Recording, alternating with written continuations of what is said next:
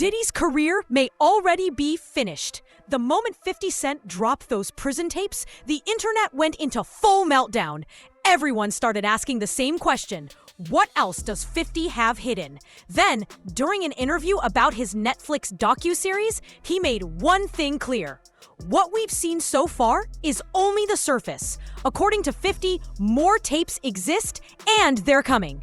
If that's true, this story is far from over, and the fallout could be even bigger than anyone expected. Other stuff that you just have not shown? Yeah, well, everything couldn't make was 4 episodes. Right. So it was a lot. You had to pick and choose things, like even in an area where he chooses to date people who he knows previously dated someone. That's right. 50 Cent has just hinted that even more Diddy tapes could be released, and shockingly, they may drop on YouTube for the whole world to see. But that's not even the biggest twist. The most damaging bombshell to hit the internet since 50's interview is a new claim that Diddy tried to intimidate and influence a juror. If true, this changes everything. And now the details behind this shocking accusation are starting to surface. Diddy was recording because he thought he was about to beat the case. So he wanted to do a Netflix documentary. Didn't pay the guy, and then 50 got all 140 hours of footage of secret Diddy tactics. Well, there's a guy named Neil who was mentioned in the court, works right up under Diddy, was organizing everything. Allegedly, they are saying that he is on video. I, in this video, said one specific name, and it was Neil, and it automatically made me think of Neil Dominique. Everything that we just covered the other day that came out from Diddy's former chef, Jordan, who was going to be a witness testifying against Diddy in the criminal trial. And here's the wildest twist yet. 50 Cent is now saying it himself. After people started talking, he openly revealed that he's sitting on 140 hours of footage. Then he shocked everyone by posting online saying, "Yes, I have the footage, LOL." That single line sent the internet into a frenzy, but it didn't stop there. 50 has since gone even further, explaining exactly why he decided to go after Diddy this hard. And once you hear his reason, everything starts to make sense. Just telling this as clear as I don't have any reserve. Like the fear that they would actually have towards him. I don't think he's special. As it turns out, many people who once refused to speak in earlier documentaries have finally stepped forward. This time, they agreed to appear because they trusted 50 Cent and no longer felt afraid to tell their stories. The silence is breaking, and voices that were once hidden are now ready to be heard. On this docuseries that wasn't in the previous docs that you saw, because they said, no, I'm gonna do that one because 50, that's gonna be the big one. Because I'm not scared of none of that. Like I think it's just the way I was brought up. I don't really register those things. I've been through way more extreme things than these people. One of the biggest breakthroughs came when rare footage from Diddy's final days before his arrest was secured. Those last moments, captured just before the indictment, told a story words never could. Watching that raw footage for the first time was intense, disturbing, and completely shocking. According to 50, what he saw confirmed everything he had suspected for years. It's really fascinating. A journalist would ask that, but a journalist would also say, I'm gonna keep my sources secure, but but I got it. They can blame it on me that it's that. I think he's gonna actually like the project. He's gonna see that it was done fair, the perspective. Because he's gonna see too many people or he'll be consumed by what his personal experience was with each individual that's saying things about him because he lived these things. She's gonna understand it. You can interview her following that and I'll do the interview with her. I'll make sure I put it together. Yeah, because I had communications with her to understand it. What's going on, and even though she's not in the docuseries, it was important I spoke to her to understand how things transpired. The husband, I spoke to him away from her. separate individual communications in there. Just like that, 50 Cent stepped back into the spotlight with what he loves most: receipts, real proof. He made it clear that if you're not producing a documentary about your enemy's downfall, you're not beefing at his level. 50 also explained why the A-listers around Diddy stayed silent for years. Quietly and patiently, he collected evidence, waiting for the perfect moment. Now that moment has arrived. Diddy is locked up, shouting at lawyers from behind prison walls, powerless to stop the documentary. His legal team tried anyway, calling it illegal and pushing Netflix to pull it. But one shocking story was missing: the death of someone close to Diddy, a former bodyguard.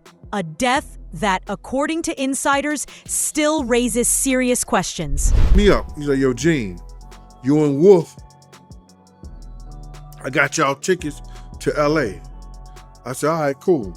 So I go down there and I pick up the tickets to LA. I got Wolf ticket. So I'm calling Wolf up. I say, yo, Wolf, I got your ticket to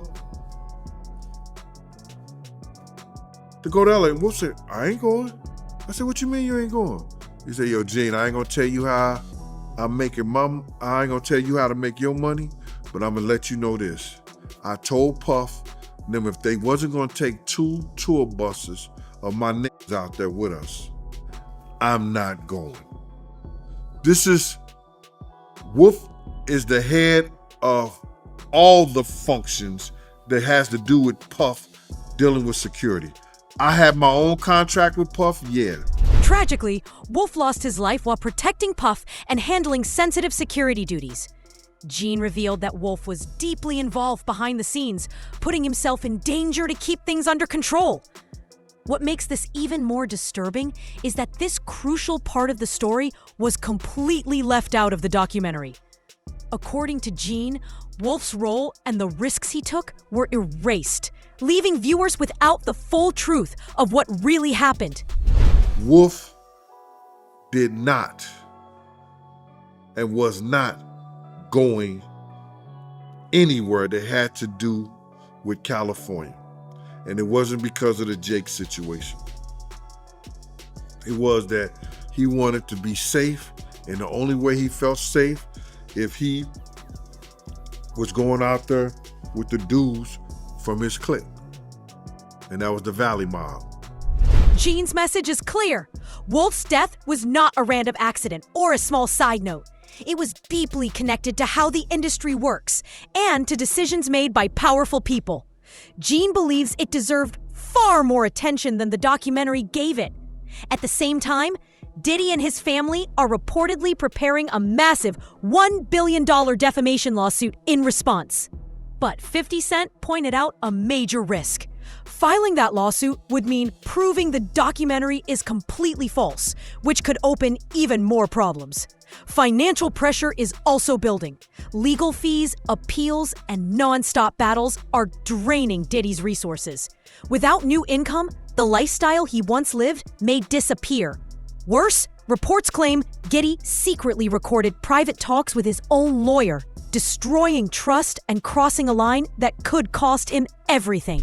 Garagos, who is my co-host on Two Angry Men, he's represented Diddy for years, and his daughter is part of the Agnifilo defense team, and he was involved in all of this. So in this past weekend's podcast, I pushed him to find out how Agnifilo really feels here, and Mark kind of skirted it some, but I think you get the sense.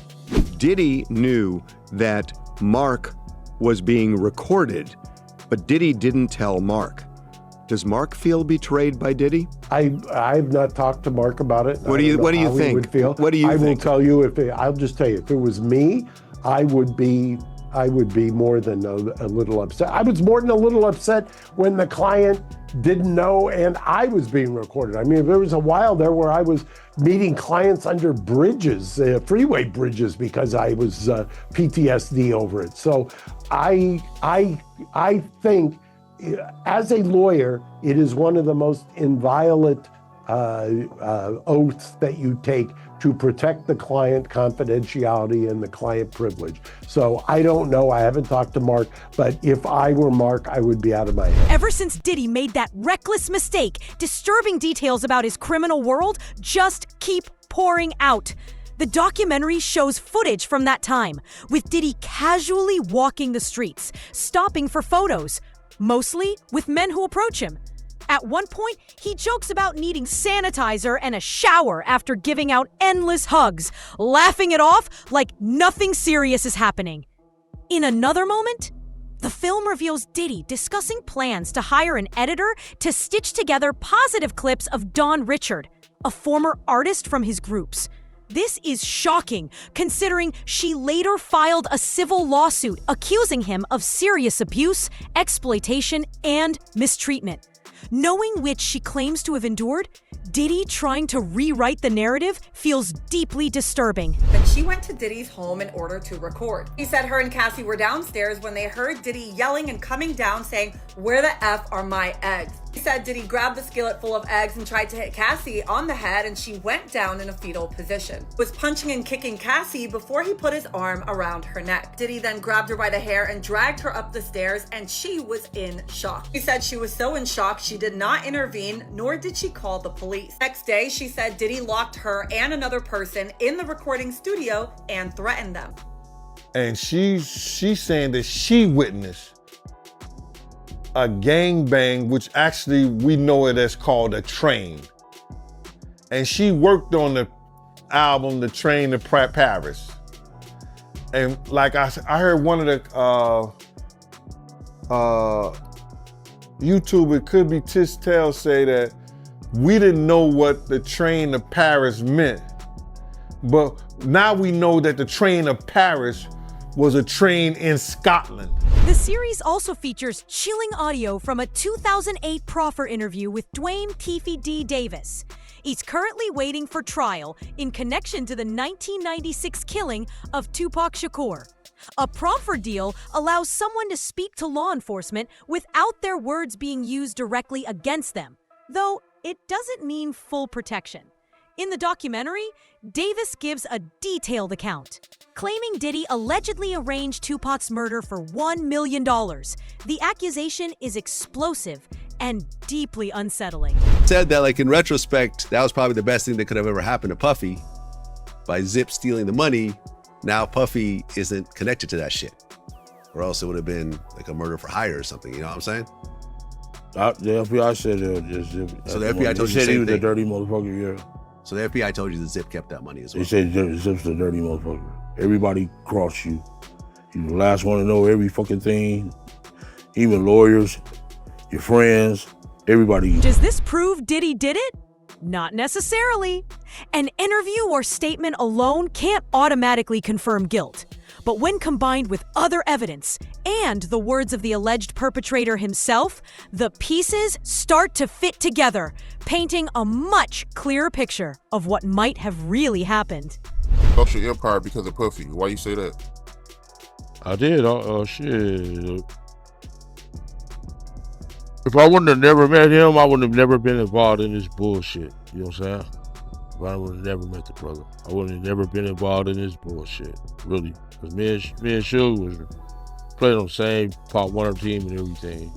My homeboys helped put Suge in the game and all that shit, you know? And it really crashed two people's empire that fucking one night. You know what I'm saying? Mine's for sure. Suge's too. The documentary also explores Diddy's earlier life, diving deep into his relationship with his mother and past romances, many of which were marked by abuse. It offers a rare look inside his mindset, showing how he navigated struggles while climbing to the top of the music industry. The film promises an unfiltered portrait of the man behind the fame. A man who grew up with street-funded privilege. After his father passed away, it's very clear that his mother kept on hustling and kept hanging around hustlers. Tim Dog has described the parties in the house. pimps, hoes, hustlers, models, basketball players. You got that kind of crowd. There's got to be a drug dealer or so there. The evidence reveals a disturbing pattern. Diddy repeatedly found himself in risky, legal, and emotionally charged situations, yet somehow always came out unscathed. Put together, these revelations paint a chilling portrait. A man who is deeply broken, dangerously manipulative, and willing to continue a cycle of trauma, leaving countless innocent people hurt in his wake.